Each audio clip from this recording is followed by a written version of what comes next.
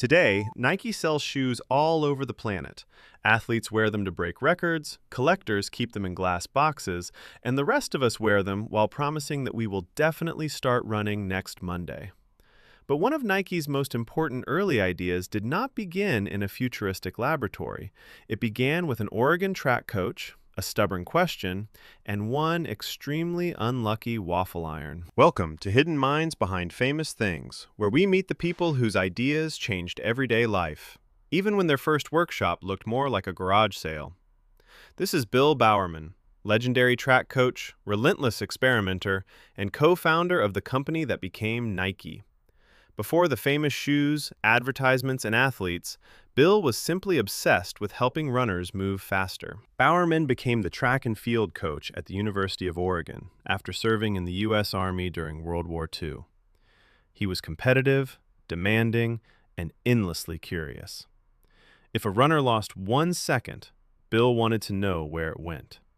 Was the training wrong? Was the stride inefficient? Was the shoe too heavy? Were the shoelaces secretly working for the other team? To Bowerman, every tiny detail was a problem waiting to be improved. Running shoes in the 1950s and early 1960s were not exactly space-age technology. Many were stiff, heavy, and uncomfortable. Track shoes often used metal spikes, which were useful on certain surfaces but hardly perfect for every kind of training. Most coaches concentrated only on the athlete. Bowerman studied the athlete and the equipment. He believed that even a few unnecessary ounces could matter over thousands of steps. Bowerman learned shoemaking from a local cobbler and turned his workshop into a footwear laboratory. He measured feet, cut leather, changed heels, and experimented with lighter materials. His runners became test pilots, except the airplanes went on their feet. An athlete might hand Bill a perfectly good pair of shoes and receive them back lighter, stranger, and covered in fresh stitching. The comforting phrase, "I modified these myself," probably sounded very different coming from Coach Bowerman. One of Bowerman's athletes was Otis Davis, who later said the coach made him a custom pair of track shoes. Davis won 2 gold medals at the 1960 Olympic Games in Rome. Of course, the shoes did not run the race for him. That would have been both impressive and slightly terrifying. Davis supplied the speed, discipline, and talent. But Bowerman's work demonstrated something important.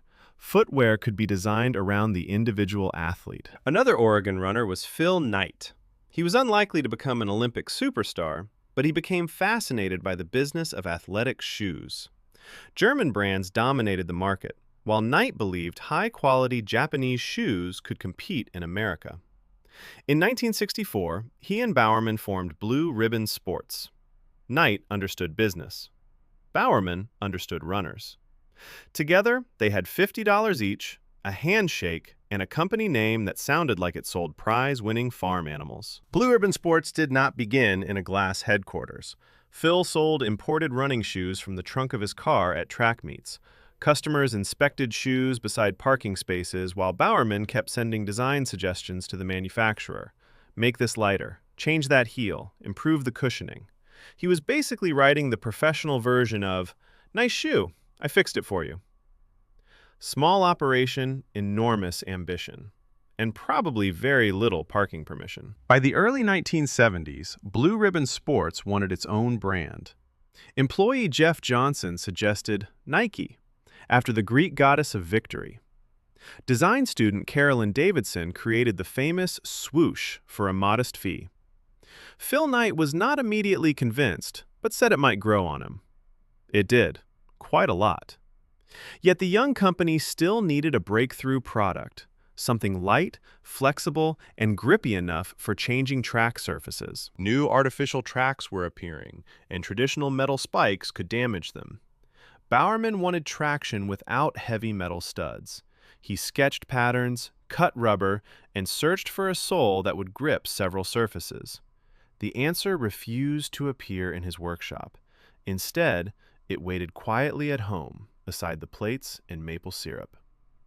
One Sunday morning, Bill looked down at the square grid inside Barbara's waffle iron and stopped thinking about breakfast. Most people see a waffle iron and think, breakfast. Bowerman saw a running shoe sole. A grid could create small gripping points, reduce weight, and spread traction across the foot. It was either a brilliant idea or a very complicated way to ruin brunch. Bill reached for the waffle iron.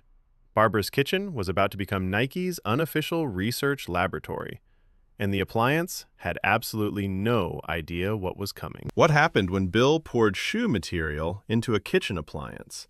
Did the experiment work? Did the waffle iron survive? One of those answers is yes.